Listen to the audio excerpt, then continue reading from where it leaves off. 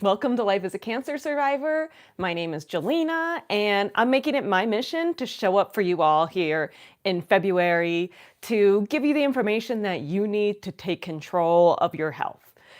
We just got some eye-opening data recently about this massive study tracking 20 years of health habits, and it found that consistent heavy drinking can nearly double your chances or double your risk of rectal cancer.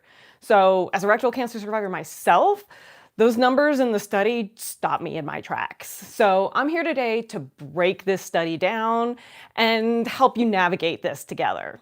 So before I share these numbers, drop a yes or no in the chat and let me know if you think that the medical community is doing a good job about explaining the link between alcohol and cancer.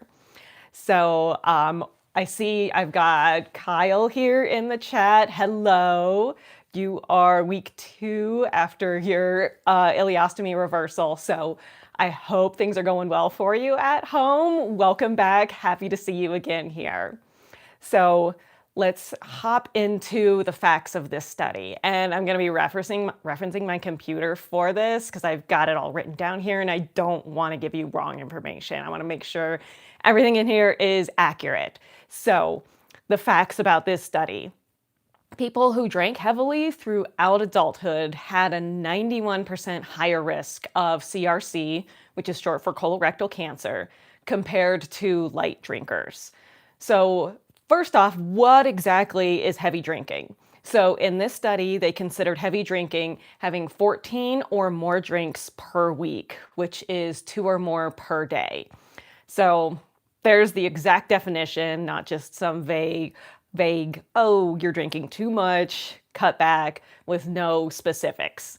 So the rectal cancer link in this, for heavy lifetime drinkers, the risk of rectal cancer nearly doubled. It was an 95% increase.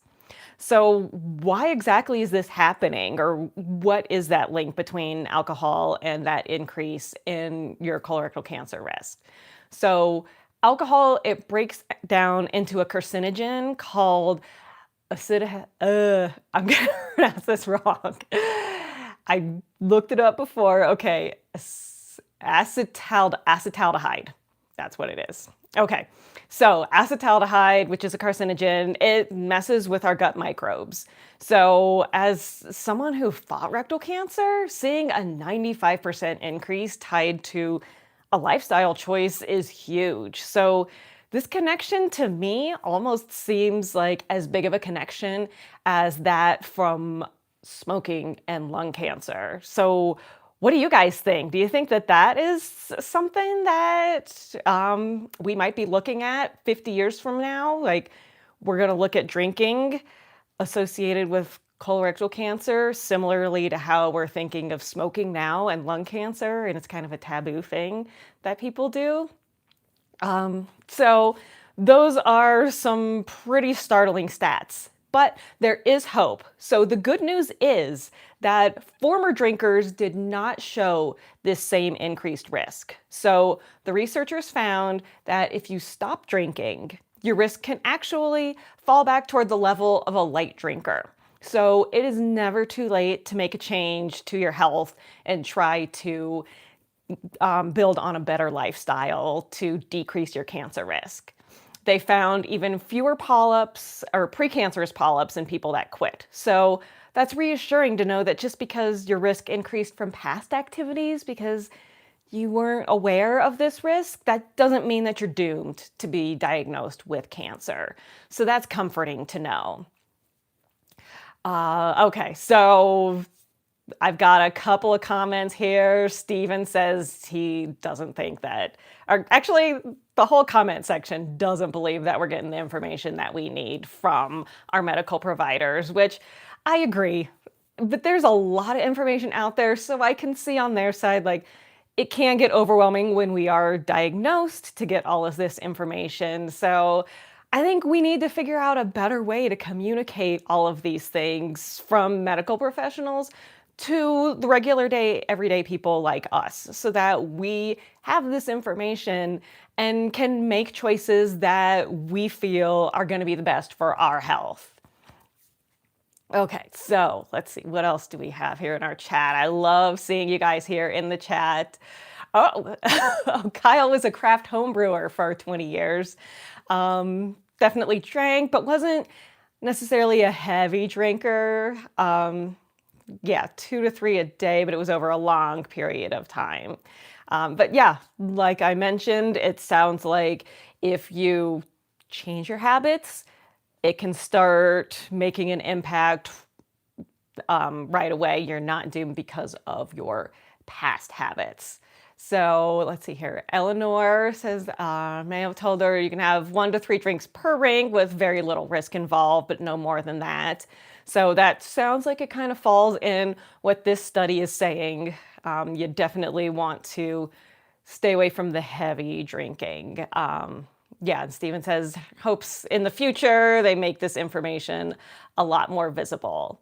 All right, so the takeaway from all of this is it's not about guilt.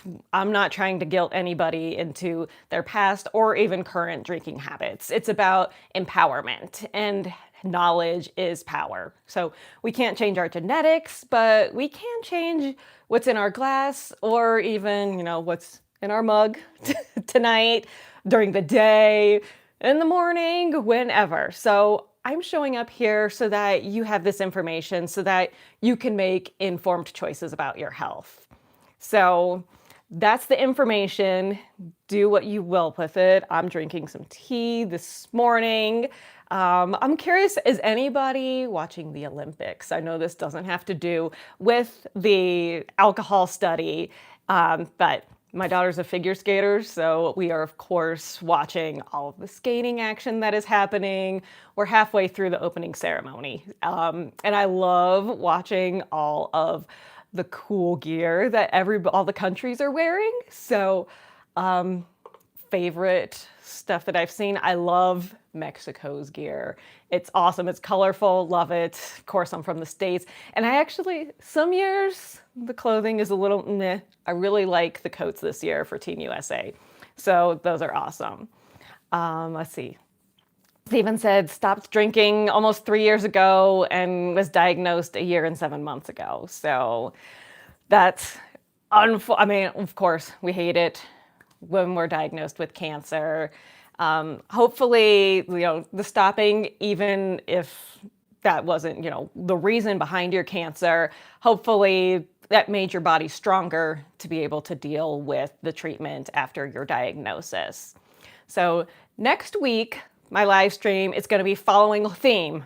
I'm going to be on Monday, Wednesday, and Friday. Monday and Wednesday, it's going to be more in the evening. Friday, it's going to be mid-morning. The theme that I'm going to be following is the new rules of the game. So we're going to be talking about kicking that warrior label to the curb, discussing if it's okay to use the cancer card, and why Cancerversaries might actually be even better than a birthday. So thank you guys all for stopping in. And I enjoy the rest of your Saturday, enjoy the rest of your weekend. It's supposed to be a gorgeous weekend here in Colorado. I don't know how the rest of the country is. It's been pretty snowy on the East Coast. So I hope you guys have a great weekend. Thanks for joining me, and I hope to see you guys on Monday for my next live stream. Thanks a lot for being here. Love you guys. Bye.